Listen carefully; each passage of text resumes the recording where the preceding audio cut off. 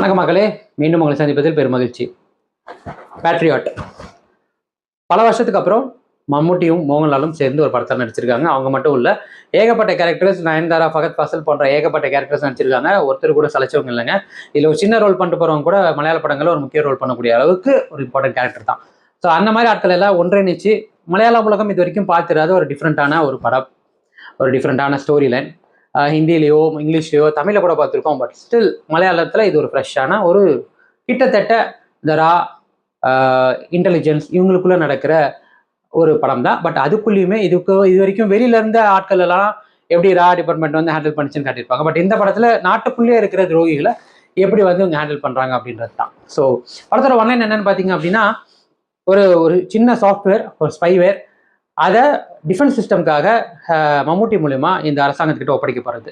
But அதே ஸ்பையை வச்சுக்கிட்டு, அதே ஸ்பைவேரை வச்சுக்கிட்டு நாட்டில் உள்ள முக்கியமான ஆட்களோட ஃபோனில் அதை பயன்படுத்தி அவங்களோட விஷயங்கள் எல்லாம் தெரிஞ்சுக்கிட்டு அதை சிவிலியன்ஸ் ஃபோன்லையும் எப்படியாவது அதுக்குள்ளே கொண்டு வந்து ஒட்டுமொத்த நாட்டில் உள்ள மக்களையும் தான் கண்ட்ரோலில் கொண்டு வரணும் அப்படின்ற ஒரு திட்டத்தோடு செயல்படுற ஒரு அமைச்சர்.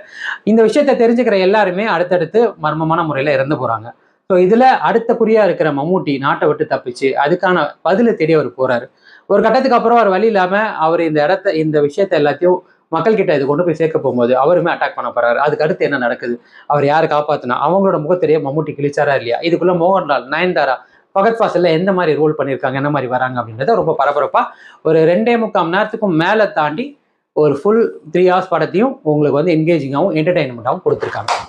ஸோ எனக்கு இந்த படத்தில் ஃபஸ்ட்டு என்ன பிடிச்சிருந்ததுன்னு பார்த்தீங்கன்னா, யூஸ்வலாக மலையாள படங்களில் ஒரு விஷயம் பண்ணுவாங்க, யதார்த்தமான படங்கள் எடுக்கிறேன்னு யதார்த்தமான முடிவை கொடுப்பாங்க. அது எந்த மாதிரி யதார்த்தமாக இருக்கும்னா, நிஜத்தில் நம்ம இந்த மாதிரிலாம் நடந்து நம்ம வருத்தப்படுற ஒரு விஷயத்தையுமே படத்துலையும் திணிச்சிருப்பாங்க. உதாரணத்துக்கு, ஒரு நல்லவன் ஒரு கெட்டவனால் பாதிக்கப்பட்டு அவன் ரொம்ப கஷ்டப்பட்டு அடி வாங்கி மிதி வாங்கி அவள் அழிஞ்சு போகிறான்னா, மலையாள படத்துலையும் கிட்டத்தட்ட அதே எடுத்துகிட்டு வந்து இவன் இப்படி தான் இருப்பான், இதுதான் அவன் தலையெழுத்து, இதுதான் அவன் தலைவிதி, இவன் இப்படித்தான் செத்து போவான் அப்படின்ற மாதிரி நம்மளுக்கு முடிச்சு இதுதான் யதார்த்த களம் அப்படின்ற முடிக்கிற மலையாள படத்து மேலே தான் இங்கே மக்களுக்கு என்றைக்குமே ஒரு ஆர்வம் இருக்கும். பட் அப்படி எல்லாத்தையும் தூக்கி போட்டு இப்படியும் இந்த மாதிரி ஒரு படத்தையும் இப்படி எடுக்கலாம், இப்படி முடிக்கலாம் அப்படின்ற ஒரு ஃபர்ஸ்ட் அந்த மாதிரி ஒரு நல்ல எண்டிங்கை நெஜத்தில் நடக்கலனாலும் பரவாயில்ல, படத்துலையாவது நாங்கள் காட்டுறோம்னு எடுத்த அந்த முடிவுக்கு ஹேட்ஸ் ஆஃப். எனக்கு அந்த விஷயம் ரொம்ப பிடிச்சிருந்தது. ரெண்டாவது, ஒரு ஹாலிவுட் ஸ்டைல் அளவுக்கு அந்த ஸ்டாண்டர்டுக்கு முயற்சி பண்ணியிருக்கிற விதத்துக்கு எனக்கு ரொம்ப பிடிச்சிருந்தது. உதாரணத்துக்கு, நிறைய சேசிங் சீன்ஸ் இருக்கும், ஃபைட் சீன்ஸுமே வந்தது. மம்முட்டிக்கும் மோகன்லாலுக்கும் அவங்க ஏஜுக்கு என்ன மாதிரி பண்ண முடியும், சும்மா டூப் போட்டு ரோப் கட்டி அப்படி இப்படிலாம் ஸ்மோக் எஃபெக்ட்லாம் கொடுத்து பண்ணாமல் அவங்க 2 பேரால் என்ன முடியும், அவங்க ஏஜுக்கு என்ன முடியுன்றதை தரமாக கொடுத்துருந்தது, ரொம்பவே பிடிச்சிருந்தது. அதே மாதிரி ஸ்க்ரீன் பிளே எழுதும் போதே ரைட்டிங்லுமே ஒரே நேரத்தில் புஷ் பண்ணாமல் பரபரன்னு கொண்டு போகாமல் ஸ்லோவாக ஒரு ஸ்லோ பாய்சன் மாதிரி ஃபர்ஸ்ட் ஆஃப்ல அந்த ஸ்டோரி பேஸை ஒழுங்காக ஒவ்வொரு இடமா நம்மளுக்கு புரிய வச்சு இன்டர்வல்ல ஒரு சின்ன ஒரு ட்விஸ்டோட அதுக்கப்புறம் இந்த படம் எப்படி மூவ் ஆன் ஆக போகுதுன்றது நம்மளுக்கு தெரிஞ்சாலும் அது ஏதோ ஒரு இடத்துல நம்மளுக்கு ஒரு சின்ன சின்ன சர்ப்ரைஸ் மூமெண்ட்ஸோட கொடுத்து அந்த ரைட்டிங்லுமே இந்த படம் வந்து எனக்கு ரொம்பவே பிடிச்சிருந்தது. இது மேக்கிங்காகவும் அந்த ஹாலிவுட் ஸ்டாண்டர்ட் அளவுக்கு கொண்டு போன விதம் எனக்கு பிடிச்சிருந்தது. மூணாவது, இந்த படத்தோட கேரக்டர்ஸ். சும்மா ஒரு 4 பேர் ஒரு புதுமுகத்தை வச்சோ இல்லை ஒரு மம்முட்டி சார் மற்றவங்க எல்லாருமே ஏதோ தெரிந்த முகமாக இருந்தாலே அந்த படத்துக்கு ஒரு பெரிய இம்பாக்ட் இருக்கும். ஏன்னா மம்முக்கா, மோகன்லால்னா அப்படிப்பட்ட ஸ்டார்ஸ். ஸோ அப்படி இருக்கும்போது மம்முக்கா, மோகன்லால், ஃபகத் ஃபாசில், ரேவதி, நயன்தாரா, இன்னும் எக்கச்சக்கமான கேரக்டர்ஸ், சும்மா அப்படி வந்து போகிறவங்களாம் மலையாள படங்களில் ஒரு மிகச்சிறந்த ஒரு ரோல் பண்ணக்கூடியவங்க. அப்படிப்பட்ட எல்லாரையுமே ஒன்றிணைச்சு அவங்க எல்லாருக்குமான ஸ்க்ரீன் ஸ்பேஸிங் கொடுத்து, அது மிக முக்கியம். ஏன்னா அப்படிக்கு ரொம்ப கஷ்டம் நம்ம ரைட்டிங்ல எழுதுது. அவங்க எல்லாருக்குமே மிக முக்கியமான கதாபாத்திரத்தை கொடுத்து அவங்களுக்கான ஸ்க்ரீன் ஸ்பேஸிங் கொடுத்து அவங்களோட பெர்ஃபார்மன்ஸுமே வந்து பார்த்தீங்கன்னா அப்படியே கண்ணில் ஒத்திக்கலாம். அப்படி இருந்து சின்ன ஒரு 10 நிமிஷம் 5 நிமிஷம் ஒரு 20 minutes அப்படி வரந்தாலும் அவங்க பெர்ஃபார்மன்ஸ் அருமையாக இருந்தது. ஒருத்தர் கூட குறை சொல்ல முடியாது.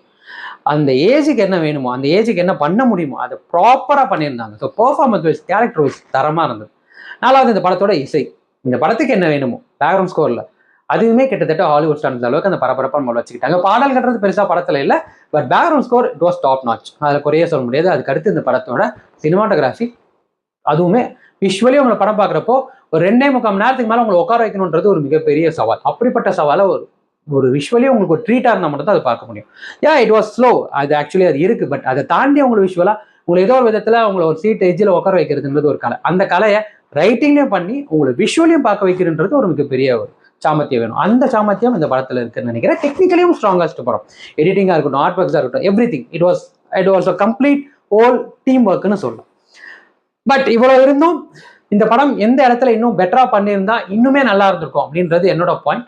The same writing. ஏன்னா இந்த படத்தில் ஃபர்ஸ்ட் ஆஃப்ல நம்மளுக்கு ஒரு விஷயத்துக்குள்ள நம்மளை உள்ள கொண்டு வரணும்னு முயற்சி பண்ணுறாங்க. அதுக்காக அவங்க எடுத்துக்கிட்ட time it was little bit மச்ன்னு நான் நினைக்கிறேன். ஏன்னா ஓகே இதுதான் நடக்க போகுது, இவங்க இப்படிதான் ஃபேஸ் பண்ண போறாங்கன்றது படம் ஆரம்பிச்ச ஒரு அரை மணி நேரத்துக்குள்ள நம்மளுக்குள்ள வந்துருது.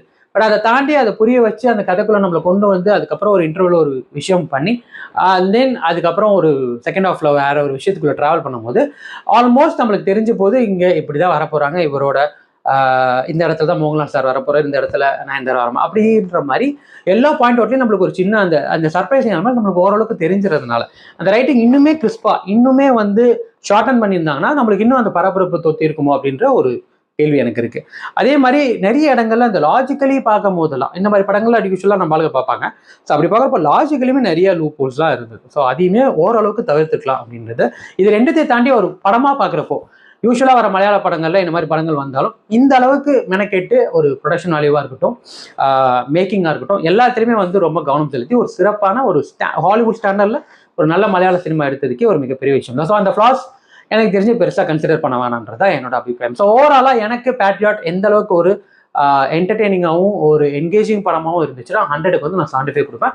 தாராளமாக ஒரு நல்ல ஆக்ஷன் த்ரில்லர் படம் பார்க்கணும்னு நினைக்கிறவங்களுக்கான ஒரு ட்ரீட் தான். மோரோவர் மம்முகான், மோகன்லால், நயன்தாரா, ஃபகத் ஃபாசில்னு உங்களுக்கு ஏகப்பட்ட பேர் இதில் பிடித்த நடிகர்களாகவே இருப்பாங்க. ஸோ அவங்க எல்லாரையும் ஒரே ஸ்க்ரீனில் பார்க்கணும்னு நினச்சாலும் Patriot was your movie. So just go and watch it. So அதை மக்களே மீண்டும் அடுத்த வாரம் நல்ல திரைப்படம் நல்ல விமர்சனம் வரணும் சந்திக்கிறேன். போச்சு